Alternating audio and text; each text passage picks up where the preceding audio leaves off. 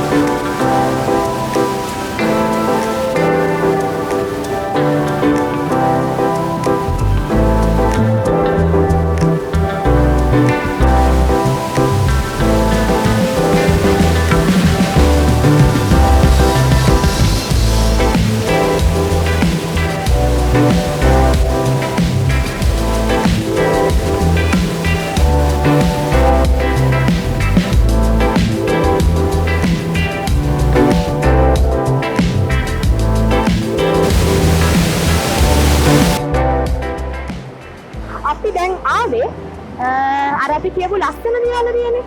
මේ අන්න ඒක. මේක තියෙන්නේ මං කියවනේ Uva-Paranagama පාරේ කියලා. මේකට අපි කියනවා සේරැල්ල කියලා. සේරැල්ලට කියන තවත් නමක් තමයි බෝමුරු ඇල්ල කියලා කියන්නේ. අද අපි ආවේ මෙන්න මේ බෝමුරු ඇල්ල බලන්න. හැබැයි මේ බෝමුරු ඇල්ල වෙනදට එහා පැත්තට යන්න පුළුවන් කියලා කියනවා.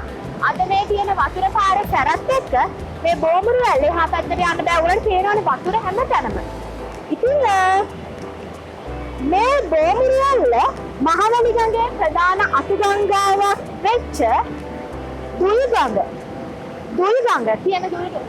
එකෙන් තමයි මේ බෝමුරු ඇල්ල ආරම්භ වෙලා තියෙන්නේ.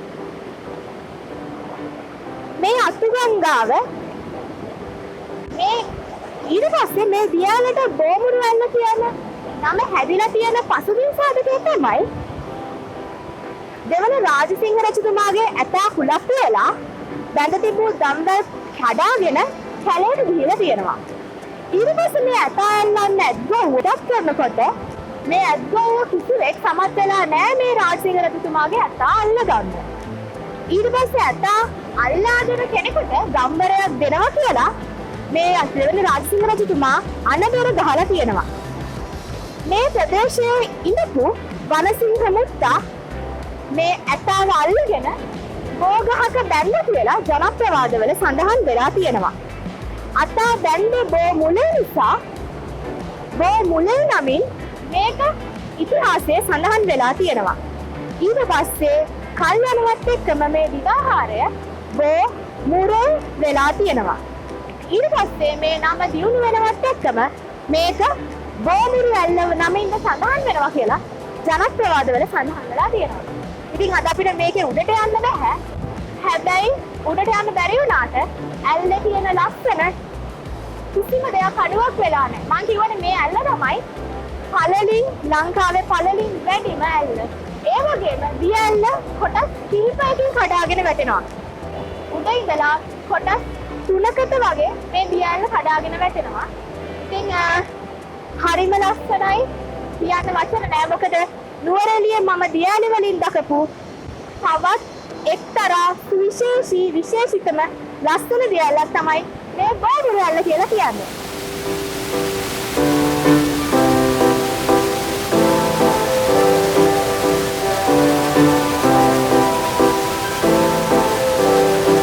අද අපි ආපු මේ සංචාර සටහනේ මේ බෝමුරු ඇල්ලට ආපු ගමන අපි මෙතනින් ඉවර කරලා දානවා.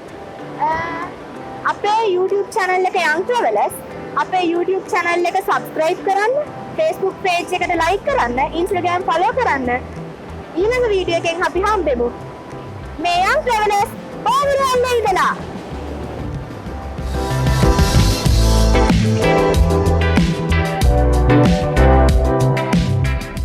බෝමුරු ඇල්ලට ගිහින් එන ගමන් පල්ලෙහාට බහිනවා. මේ මට ලයින් එක යන්නේ බෝමුරු ඇල්ලේ ඉඳලා අපකස් ගෝවටයි උප-පරණගමටයි මාර්ගයේ සැලමාර්ගය අරන් යනවා. ඉතින් මේ එන කවුරු හරි මේවට කියන වචන නැහැ. මේව කරන්න එපා. ලංකාව කියන්නේ සංචාරයක ආකර්ෂණය වැඩිපුර දිනාගත්ත තැනක්. ශ්‍රී ලංකාව නඩත්තු වෙන සංචාරක ආකර්ෂණය. මේ වගේ දේවල් දකිනකොට අපේ රට ගැන අපේ සංචාරක කර්මාන්තය ගැන ඒගොල්ලන්ගේ හිතේ තියෙන ආකල්ප සහ ඒ හැම දෙයක්ම වෙනස් වෙලා යනවා. පිට රටින් එන විදේශිකයා එක ටොෆි කොල්ලයක්වත් පාරේ දාලා යන්නේ නැහැ. තමන්ගේ බෑග් එකේ හෝ ළඟ තියෙන කසල බඳුනට දාලා යනවා. එයි ලංකාවේ අපිට මේක කරන්න බෑ. මේ වගේ දේවල් වෙන්න ඕන නැහැ. මේ වගේ දේවල් විය යුතු දේවල් නෙමෙයි. මේව අපි අවම කරගන්න ඕනේ. එතකොට තමයි අපේ